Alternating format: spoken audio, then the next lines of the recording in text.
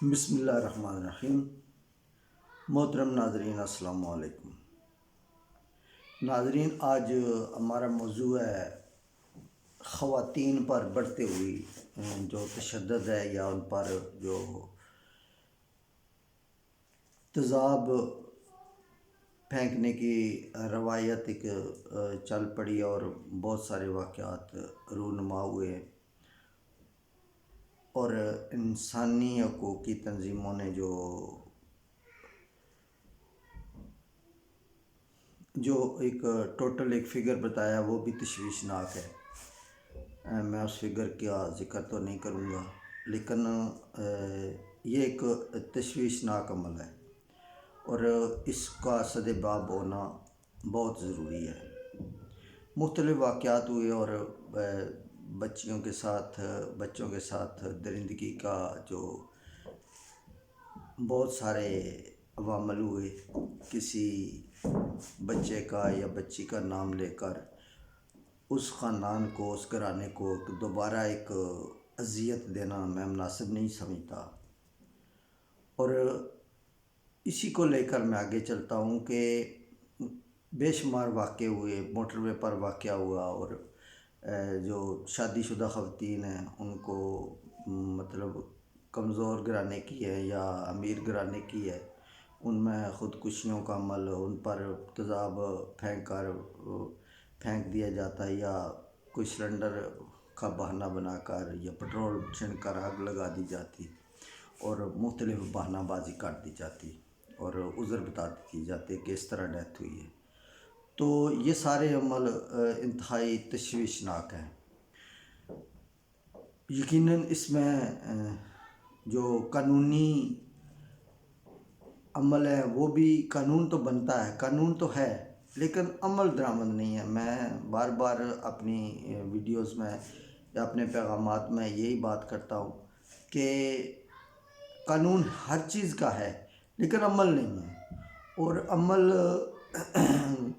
کا جو نظام ہے یہ گورنمنٹ نے کام کرنا ہے۔ قانون کی رٹ گورنمنٹ نے، حکومت نے، جو موجودہ حکومت ہے یا گزری ہوئی حکومت ہے، ان کی غلطیاں، اور موجودہ حکومت بھی وہی غلطیاں دہرا رہی ہے۔ کچھ اکا دکا غلطیوں کا میں ذمہ دار ان لوگوں کو بھی ٹھہراتا ہوں جو کہ اس سلسلے کا حصہ ہے۔ ایکچولی یہ بھی ہوتا ہے کہ قصوروار ایک ہوتا ہے اور اس کی ایف آئی آر جو ہے وہ 20 بندوں پر یا 10 بندوں پر لکھوا دی جاتی ہے۔ وہ پھر ہوتا یہ ہے کہ جو ہمارے معزز جج صاحبان ہیں، وہ جب کوئی بھی کیس ہے اس میں جب غلطی کی گنجائش وہ محسوس کریں گے تو پھر وہ پورے کیس کو شک کی نگاہ سے دیکھیں گے، اور ہمارا جو سسٹم ہے کہ ایک آدمی کی غلطی ہے اس کا پورا خاندان لکھوا دیا جاتا، میں سمجھتا ہوں وہ ہو سکتا ہے وہ انوالومنٹ ان کی ذہنی طور پر ہو، لیکن فرض کیا ایک آدمی نے کسی کو گولی ماری ہے تو وہ کون ہے؟ وہ ایک آدمی ہے۔ تو ہم جب اس کا پرچہ 10 لوگوں پر لکھوا دیں گے، وہ جو اصل مجرم ہے وہ بھی بچ جائے گا، اور یہی اکثر ہمارے کیسز میں ہو رہا ہے۔ جو واقعات ہوئے ہیں، ابھی پچھلے دنوں ایک بی بی کا واقعہ ہوا، کل اس پر ٹیلی ویژن پر میں مجبور اس لیے ہوا کہ کل پھر میں نے ایک درد محسوس کیا اس عورت کا، اس خاندان کا، لیکن انہوں نے ایف آئی آر 6 لوگوں پر لکھوائی ہوئی ہے، جبکہ جو تیزاب پھینکنے والا ہے وہ ایک بندہ ہے۔ بھئی اس نے کوئی کوئی ٹینکر تو نہیں ہے جس سے 20 لوگوں نے بالٹیاں بھری، تو وہ ایک گلاس یا کسی بوتل میں، یا وہ جو تیزاب ہوگا وہ پھینکنے والا ایک بندہ ہے۔ جب آپ ایف آئی آر 6 لوگوں پر لکھوا دیں گے تو پھر کیا ہوگا؟ وہ بچ جائے گا۔ یہی کچھ ہو رہا ہے، اور یہی کچھ پہلے بھی یہی کچھ ہوا اور ابھی بھی یہی کچھ ہو رہا ہے۔ تو میرا بات کرنے کا مطلب یہ ہے کہ اس میں پولیس کو میں زیادہ قصوروار ٹھہراتا ہوں، کیونکہ اکثر ایسا ہوتا ہے کہ پولیس کوئی بھی آدمی فوت ہوتا ہے یا اس طرح کا حادثہ ہوتا ہے، اس کے ورثاء تو تتر بتر ہو چکے ہوتے ہیں، وہ کوئی اس کو بچانے میں کوئی گھر میں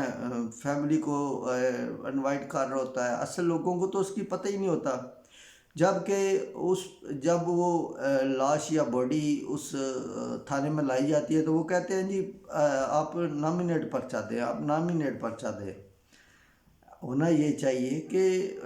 ایک رپورٹ درج کرا لی جائے، موجودہ صورتحال کو دیکھ لیا جائے، اس کے بعد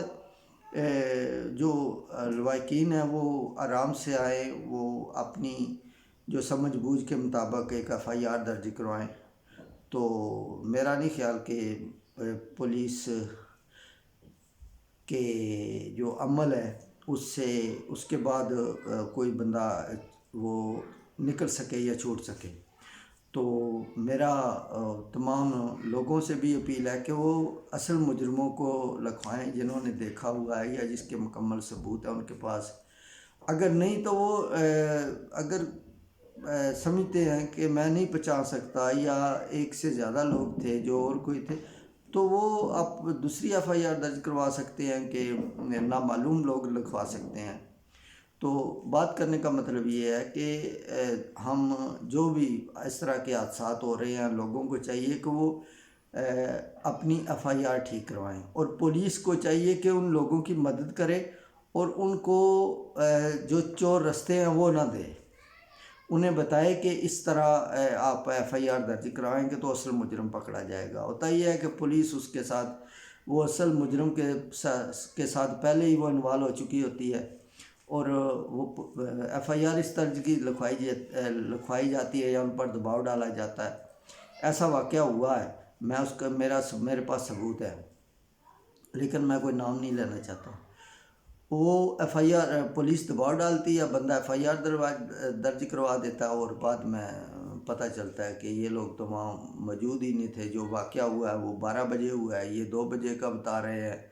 وہ کوئی سفر نکل آیا وہ 1 گھنٹے کا ہے، آپ اس کو 3 گھنٹے پہلے واقعہ سنا رہے ہیں۔ تو اس طرح کے جو لوز پوائنٹ ہیں وہ نکل آتے ہیں، جس کی وجہ سے جو عدالت ہے، جو جج صاحبان ہیں، وہ کسی کے دشمن تو نہیں ہوتے، وہ دیکھتے ہیں کہ یہ کیس یہ بندے ہو سکتا مجرم ہوں، لیکن وہ شک کے دائرے میں داخل ہو جاتے ہیں۔ تو لوگوں کو بھی چاہیے کہ وہ اپنی ایف آئی آر درج کروائیں، اور پولیس کو چاہیے کہ وہ لوگوں کو اس طرح مطمئن کرے کہ ان کی ایف آئی آر صحیح ہو۔ تیسری بات یہ ہے کہ جو عدالت جو اس طرح کے واقعہ ہو رہے ہیں، وہ قانون پولیس یا پولیس کا محکمہ جو موجودہ گورنمنٹ ہے یا قانون کا نافذ کرنے والا جو وزیر قانون ہے یا وزارت قانون کی جو وزارت ہے، اس کے ساتھ بات چیت کرے کہ یہ لوز پوائنٹ ہے، آپ ان میں قانون سازی کریں۔ تو جج صاحبان بھی اسی طرح ایڈوائز دے سکتے ہیں، تو اصل مجرم پکڑے جا سکتے ہیں۔ ابھی خدا کر کے ہم ایک گرے لسٹ نکلے ہیں، تو کہیں ایسا نہ ہو کہ دوبارہ جو یہ